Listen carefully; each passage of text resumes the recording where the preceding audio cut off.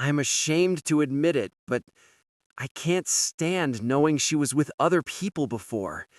And sometimes, I don't know. Say it, Sebastian. Sometimes what? It makes me sick.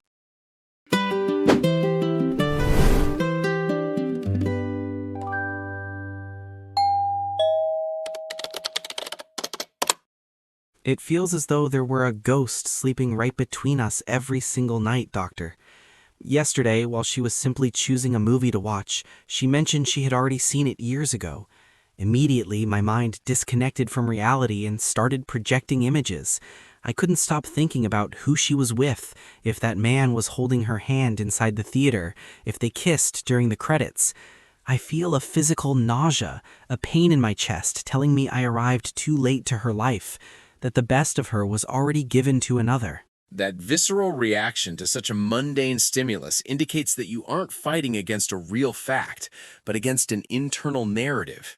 Your mind is functioning like a movie projector that you cannot switch off, filling the information gaps with your worst fears. Tell me something, Sebastian. When those images invade you, what do you really feel is in danger?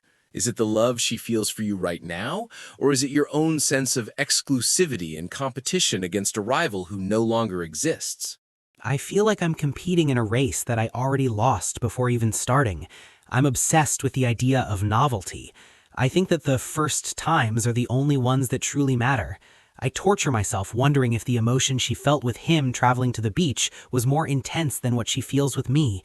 It's stupid, I know that rationally, but emotionally, I feel like I am the consolation prize, the man she stayed with because she wanted stability, not because I was the great passion of her life. You are idealizing her past while devaluating your present.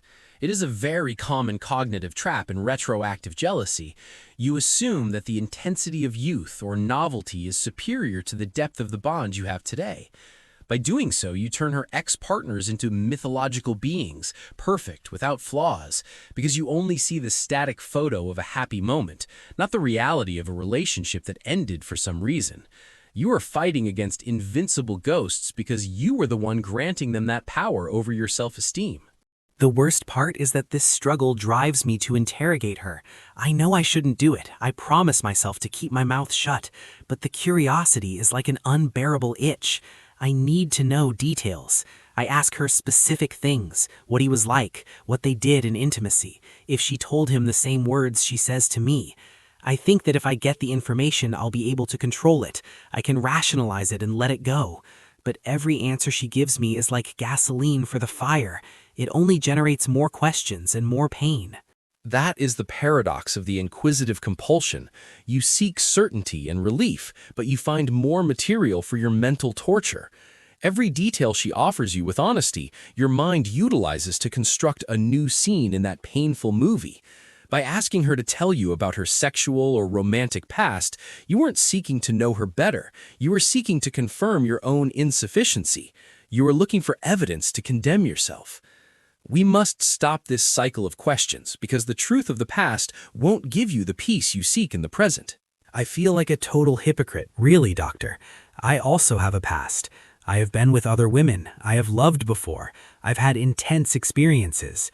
And yet, when I think about my own history, I don't feel I'm subtracting value from what I have with her. My memories are like black and white photos with no emotional charge. But when I think of her history, I see it in brilliant colors, in high definition. Why am I capable of forgiving my own past, but I cannot tolerate that she has her own? That double standard is fascinating, and it reveals the core of the problem. It is not about morality, Sebastian. It is about possession and ego.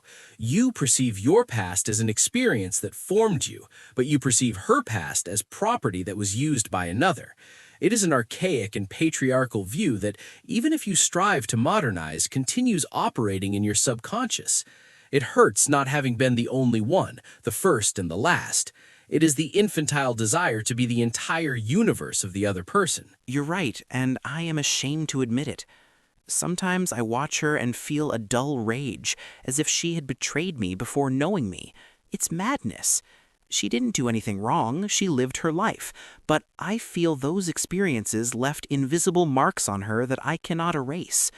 I obsess over the idea that her body has a memory, that her ex-partners left an indelible mark on her skin. I feel dirty for thinking this way about the woman I love, but I cannot stop the intrusive thought. Don't judge yourself for having the thought. Judge yourself by how you act on it. The thought is automatic. It is the symptom of your insecurity. The action of interrogating or punishing her with your coldness is what destroys the relationship. That idea of the indelible mark is pure fiction. Experiences mold us, yes, but they don't contaminate us. She is who she is today thanks to everything she lived, both the good and the bad. If you erased her past, you would be erasing the woman you fell in love with. But sometimes I think it would be easier to find someone with less history, someone younger or with less experience.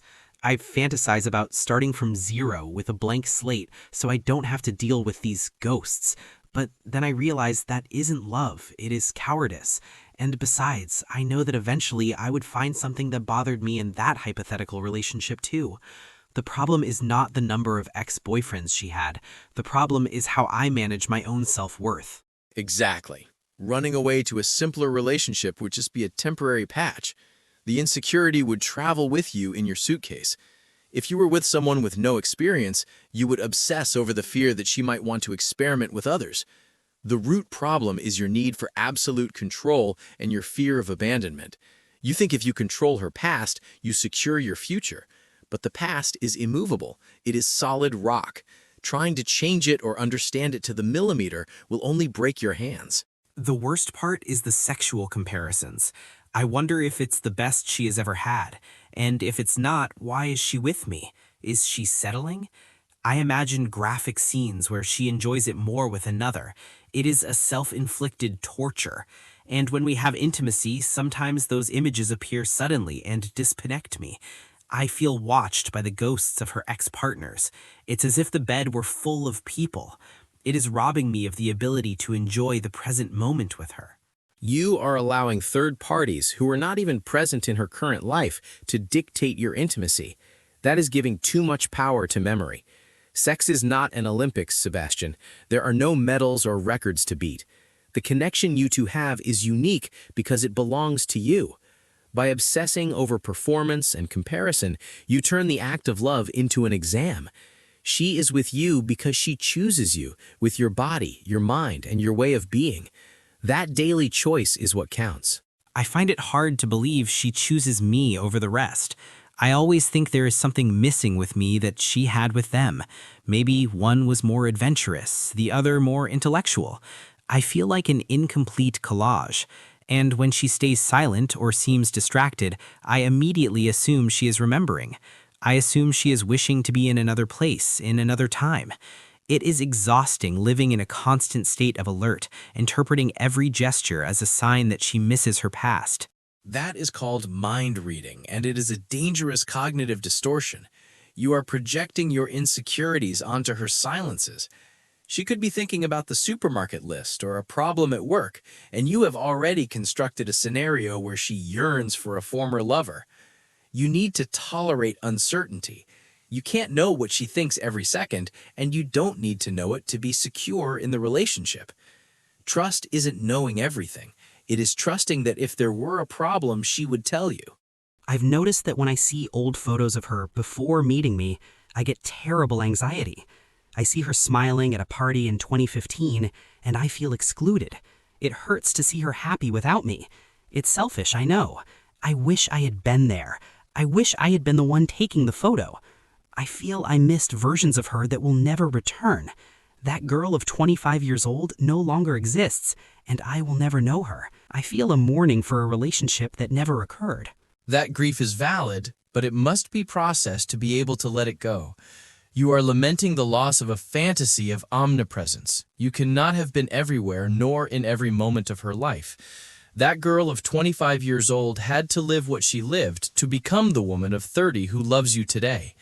If you could travel to the past and change something, maybe you would erase the path that brought her to you. You have to love the evolution, not just the static final result. Sometimes when we are okay, when we are laughing and everything seems perfect, the intrusive thought attacks with more force. It's as if my brain wouldn't allow me to be completely happy, as if I needed to be on guard. I think, yes, this is nice, but surely she lived moments like this or better with the other. It is like a self-sabotage mechanism. I ruin the present moment, dirtying it with the past. How do I stop that mechanism? How do I tell my brain that it's enough, that we are safe? The anxious brain looks for threats where there are none. When everything is calm, your alert system asks, "What am I ignoring?" To stop it, you must not fight with the thought, but subtract value from it. When the voice appears saying, "She was happier before," answer mentally, maybe yes, maybe no, but that is irrelevant now. I am here. Practice radical mindfulness. Concentrate on the texture of her hand, on her voice, on the smell of the coffee. Anchor yourself in the sensory present to exit the mental labyrinth. I try, doctor. I try to breathe and return to the now, but there are external triggers that overcome me.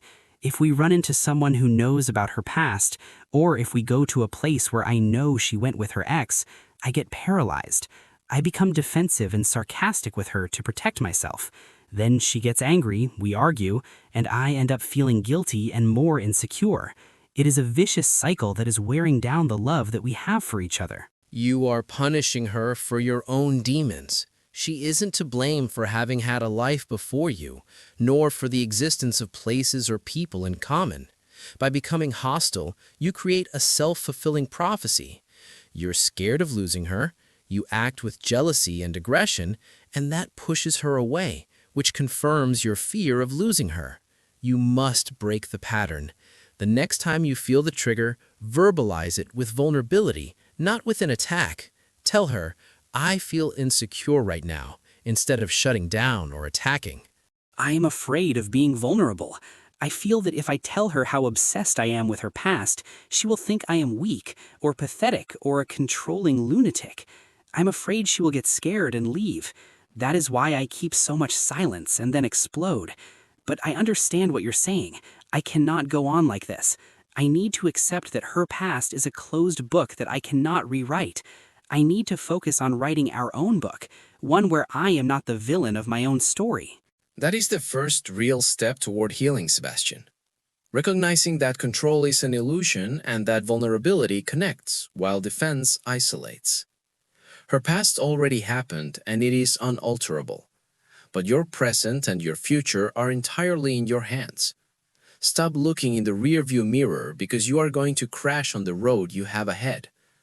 You have a real, imperfect, and loving woman right there by your side. Don't lose her by competing against ghosts that only exist in your head.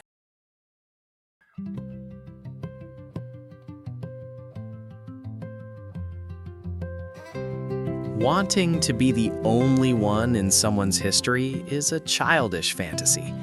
Being the chosen one today, that is adult love. Does their past weigh on you, or does it not matter? Let me know what you think. We'll stop for today.